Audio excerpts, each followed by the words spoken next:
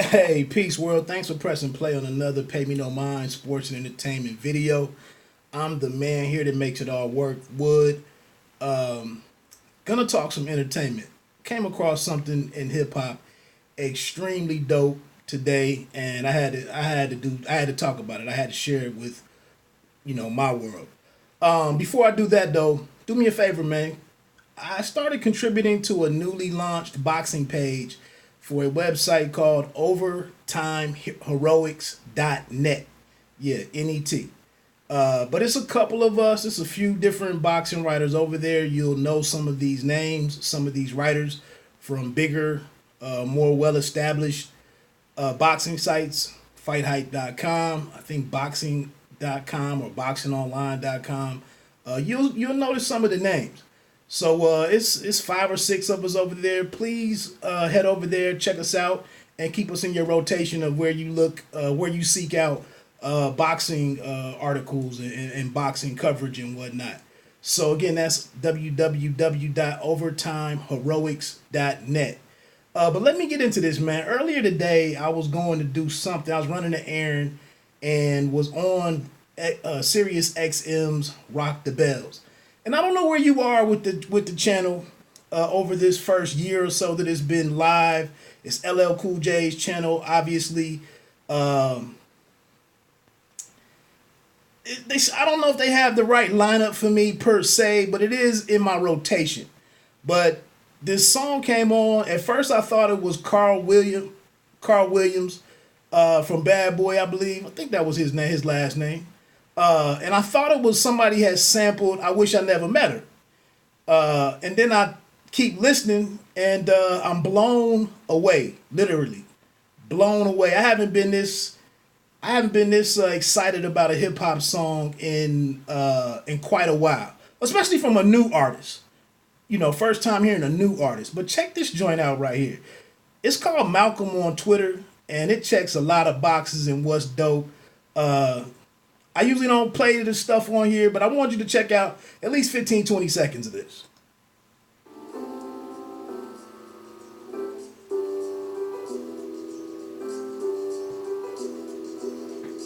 Conspiracy theorists, what if mine had Twitter and all that civil rights talk, man? I wouldn't want to hear it. Cause integration been disintegrating. Better off in our own ghettos with our own situation. His last speech got him assassinated. Black business was booming, it wasn't just a consumer. Controlling our narrative, we have more marriages and see what the damage did. They ain't that bad a bitch. If welfare did it's way worse than the slavery. I'll never be an agent, I don't care what they pay me. Seem like Nip had the same old story. If we pay a black hater, tell a different allegory. Like Pearl Harbor and 9/11 was a mystery. Supremacy will go the extent to keep their history alive. All I'm saying, if these leaders was alive, who be on the internet trying to divide? Like you's a hotel hustler, trying to feed people of that low vibe shit. A Hotep Hustler. Hey, I was blown away by this joint, man. The artist's name is Passport Rav. The name threw me off a little bit. It was on the display. And, I'm like, okay. It also features a kid named Napoleon the Legend. Hadn't heard of neither one of these guys, 4 hours ago. It was one of those situations I had to text myself what dude's name was or what the name of the song was so I could go back to it and see who dude was. I mean, I haven't seen his name on anything. So, I finish my errand and I get back and I take it to the lab a little bit. And like I said, man, it just immediately took me back to the 90s, late 80s, when I don't even want to say it was conscious rap. It was just a host of young kids with a fairly decent level. I don't even know if it was like public school education or it was just the topics that were being discussed by teens and dudes early in their early to mid 20s in the city of New York that were putting all of these different just all these references to Black history and just different messages and uplifting. It was just normal in my opinion. You wanted to have something. You wanted to show how intelligent you were, or that you were a thinker, or that you had this outlook on the world, or this outlook on your immediate environment. And it was just all these dope voices back in the day that came out and like reported on what was going on in their community and in their spaces and whatnot.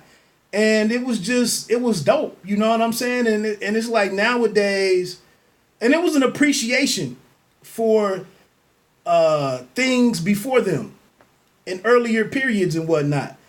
And now, we don't hear that so much. And so, like I said, and another thing, and I'm gonna try to keep this quick, but another thing that really, I don't want to say appalling. One of the things like disheartening, discouraging, is a lot of the rap today. I don't want this to be. I wouldn't want anybody outside of the community to think that this is the only thing. These 3 or 4 subjects that's so prevalent in today's music, that's all that circulates through a black man's mind. That's troubling that some of this stuff, and these are older dudes too. It's not always people that are 18 to 25 years old. Some of this messaging is coming from dudes in their mid-30s. I've mentioned it before that you go and look on some of these rappers' Instagrams now, somebody 5, 6, 7, 8 albums deep and who've been around for 10 or 12 years. A lot of them are celebrating in the last 3 to 4 years. A lot of them have been celebrating their sons going to Howard University or Hampton University,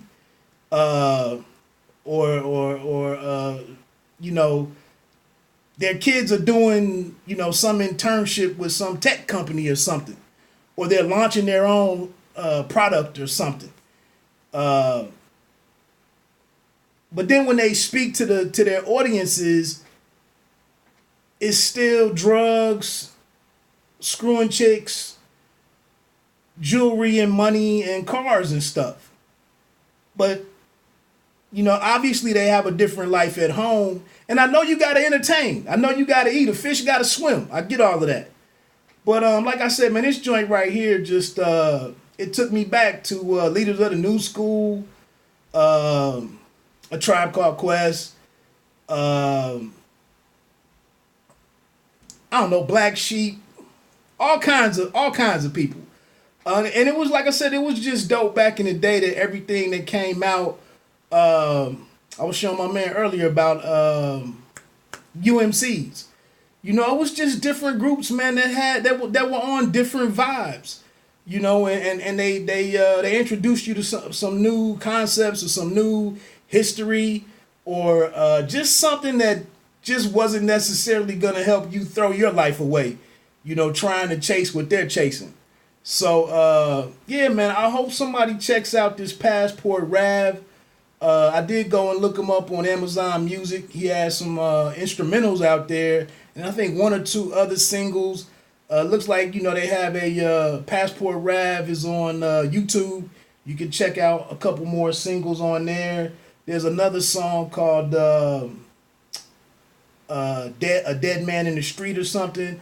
But really quickly, I didn't want to dig into all of the lyrics for this Malcolm on Twitter joint, but basically I just really loved how and the hook is, all I want to say is that we giving it away. Soul ain't for sale, and the devil is fake. Argue it in silence, but don't let it steal our fate. Fight behind doors, but never show the face. Because if Martin had Twitter, if Malcolm had Twitter, it'd be our own people doing the trolling, spewing ignorance, and do the scolding. And I just think, man, this song right here and what he's talking about is so apropos, man, because I see so much. I see the community, brothers fighting with one another on the internet and on social media over nothing, really. And we just all over the place right now, man. We really, literally all over the place right now. And we didn't used to be that way. But anyway, like I said, man, I just wanted some folks to know about this very dope record that's out there. Malcolm on Twitter by Passport Rav. Hey, like I said, man, this pay me no mind. You don't have to be great to start, but you have to start to be great. Structure, agree to disagree, and we ain't gotta tear our own down, argue in silence, or forever be our own down. All I wanna say is that we're giving it away. If I had made a video, I'd start fading out right now, so this was like a really dope looking video. I was too tired for all that, man. Hey, stay safe out there.